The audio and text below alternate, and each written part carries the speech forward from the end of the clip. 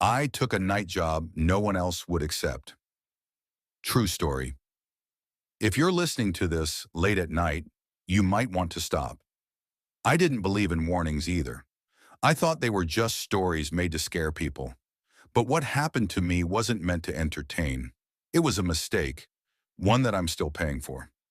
I took a night job no one else would touch, and I learned too late why that position never stayed filled. At the time, my life had narrowed down to one problem: money. Rent was overdue. My phone was already disconnected. Every job application I sent vanished into silence. Then I saw it, a handwritten job listing pinned to a community board. It wasn't flashy. It wasn't printed. Night watch needed, private building, no experience required, cash paid weekly, no company name, no contact number, just an address. I memorized it before I could convince myself to walk away. Have you ever taken a job you weren't sure about? Think carefully, because some things don't let you leave. The building was older than anything around it, concrete walls stained with age, one flickering security light above the entrance, no windows on the lower floor. The air felt heavy, like it was holding its breath. The man who hired me looked exhausted in a way sleep couldn't fix. He didn't ask for a resume. He didn't ask for references. He slid a folded piece of paper across the desk. "These are the rules," he said quietly. "If you follow them exactly, you'll be fine." That's when the first knot of fear formed in my stomach. The rules were simple, but somehow terrifying. Do not leave the security room between 12 a.m. and 3 a.m., no matter what you hear. If you hear footsteps in the hallway, remain seated. Do not respond. If you hear your name, do not answer, even if it sounds familiar. If the mirrors fog over, turn them toward the wall immediately. If you see someone who looks like you, close your eyes and count to 30. Do not stop early. I asked the man what would happen if I broke a rule. He hesitated. Let's just say the building notices. The first few hours were quiet, too quiet. The security room was small: desk, chair, two mirrors facing each other, and a monitor showing empty hallways. At exactly 12:07 a.m., I heard footsteps, slow, measured, right outside the door. I froze, remembered Rule 2, sat completely still. Then, my name was whispered, not shouted, not casual, whispered, in my own voice. That's when I understood. The rules weren't meant to protect the building. They were meant to protect me. Whatever was out there, moving in the shadows, and knew exactly where I was. It knew what I was thinking. If this happened to you, would you stay or run? At 1:42 a.m., the mirrors fogged over. There was no heat, no steam, just creeping, unnatural haze. I reached to turn them toward the wall, but then I saw it on the monitor. Someone or something stood in the hallway. And it wasn't just anyone. It looked exactly like me. Same tired eyes, same clothes, same posture. But the smile, it was too wide, unnatural. The door handle began to turn, slowly, deliberately. I shut my eyes and counted. 1, 2, 3. The banging grew louder. 28, 29, 30. When I opened my eyes, the hallway was empty.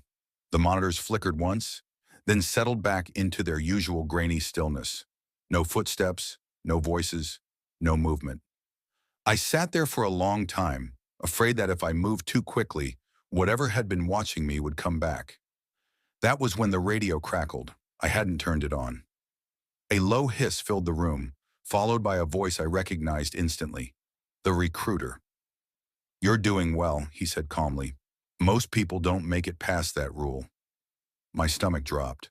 I grabbed the radio and demanded to know what that thing was, why it looked like me, and why it was inside the building. There was a pause, then he said, "It's not inside the building. The building is inside it." Before I could ask what that meant, the lights went out. Every screen went black at the same time. And then they all turned back on. Every monitor now showed the same image: my house, my living room, my front door. I watched in horror as the handle began to turn, slowly, deliberately, just like the one I'd seen on the hallway door minutes earlier. I stood up, screaming into the radio that he had lied to me, that this wasn't part of the job. His voice returned, softer now. You accepted the position, he said. That makes it your responsibility. The footsteps came again, this time from inside the security room. Heavy, wet, too many of them. I backed against the wall as shadows stretched across the floor, bending in ways shadows shouldn't. Faces pressed against the dark glass of the monitors, mouths opening and closing, like they were trying to remember how to scream. One of the screens changed.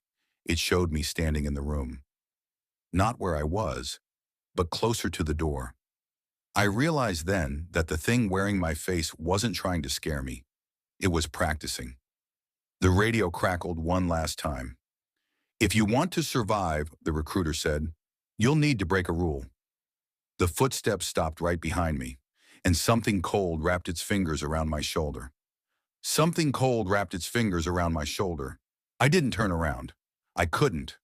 Every instinct in my body was screaming at me to run, but my legs refused to move. The pressure on my shoulder tightened, heavy and deliberate, like it was testing how much I could endure before I broke. The radio crackled again. Choose carefully, the recruiter said. Rules exist for a reason. I shut my eyes and did the only thing I could think of. I broke Rule 1. I ran. The moment my foot crossed the threshold of the security room, the building screamed. Not an alarm, something deeper. The walls trembled, lights bursting overhead as the hallway stretched impossibly long in front of me. Doors appeared where there hadn't been any before. Every single one was open, and inside each room was me. Doors appeared where there hadn't been any before. Every single one was open, and inside each room was me. Some were standing, some were sitting, some were smiling. All of them were watching me run. The footsteps returned, no longer pretending to be human. They echoed from the ceiling, the walls inside my head. I felt hands grabbing at my clothes, my arms, my throat. But every time I broke free, the hallway reshaped itself again. I burst through the front doors and into the night air. The building behind me was dark and silent, like nothing had happened at all. I didn't stop running until I reached my apartment. I locked the door, checked every room, covered every mirror. I told myself it was over. I was wrong. That night I heard someone moving around my kitchen. Cabinets opening, drawers sliding shut. Slow, familiar. I grabbed a knife and stepped into the hallway. The light from the kitchen revealed a figure standing with its back to me. Same height, same shoulders, same clothes I was wearing. It turned around and smiled. Too wide. I don't remember screaming. I don't remember dropping the knife. I only remember waking up on the floor hours later, alone with the mirrors uncovered. Now every night at exactly 12:07 a.m., my reflection doesn't copy me anymore. It moves on its own. Sometimes it waves. Sometimes it mouths words I can't hear. And sometimes it knocks. If you're listening to this and you're considering a night job that sounds too easy, don't take it, because some buildings don't let you leave, and some jobs don't end when the doors close. They just change locations. I don't tell this story to scare you. I tell it because it's still happening. Some nights, when the room is quiet, I catch my reflection staring back a little too long, like it's waiting for me to look away first. So if you're listening right now, alone, in the dark, check the nearest mirror, and if your reflection smiles before you do, don't blink, because it might already be your turn to clock in.